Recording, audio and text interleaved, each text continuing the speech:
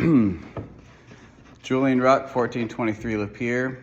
I figure since a lot of us are here to talk about perhaps the free speech issues coming up a little bit later this evening, I might go ahead and launch that by getting everybody on the same page. Here we are, almost exactly 1 year since the first time I came and addressed the City Council, and that was May 9th of last year. And I came here with concerns about James Freed's ongoing hindrance and just negative attitude and the mistreatment and the lies and the empty promises that he'd been giving me for about a year. You can watch the YouTube video from the city YouTube channel of me coming here on May 9th, laser focused. James Freed is a problem. I need it to be addressed. As a citizen of the community, if we have a problem with the city manager, who do we go to? The City Council. So I was doing what I was supposed to do. You can watch that. I mentioned nothing about any of the rest of you, no aspersions whatsoever. 2 weeks later, this mayor illegally ejected Kevin Linke, and when I stood up and protested to it, none of you did, to be fair. None of you, to be fair, Councilmember Haremza, you were not a council member at that time, but you guys all were there. So I'm telling you what you saw. I stood up and I cited the Supreme Court precedent which made what you were doing to Kevin illegal, okay? Now, Kevin and I are not buddies or anything. It could have been anybody standing here getting kicked out for what they had to share and say. I would have stood up, and nobody else did, but I did.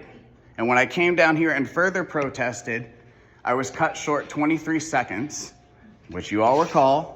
And though her timer up there may have said 4 minutes, in actual fact, that's not what happened. I have video footage. So my rights were violated as well. And since then, everything I have said here on my 4 minutes or less has been under the umbrella of having my First Amendment rights violated by this mayor and you guys having done nothing about it.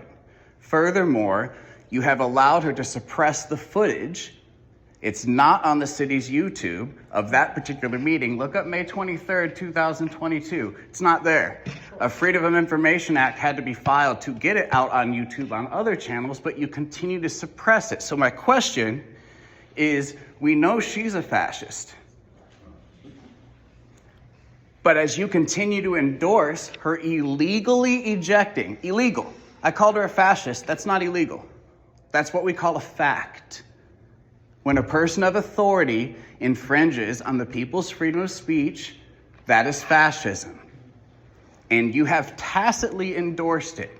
And what I find interesting is I've spent the past week or couple weeks trying to figure, how do I draw a line that lets people understand that you have endorsed this behavior and continue to?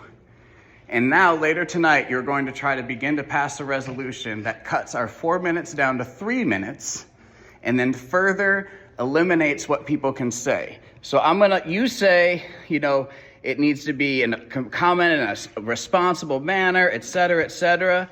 The Supreme Court says that it may well include vehement, caustic, and sometimes unpleasantly sharp attacks on government and public officials. That's what the Supreme Court says. Are you trying to catch a second Supreme Court case this year?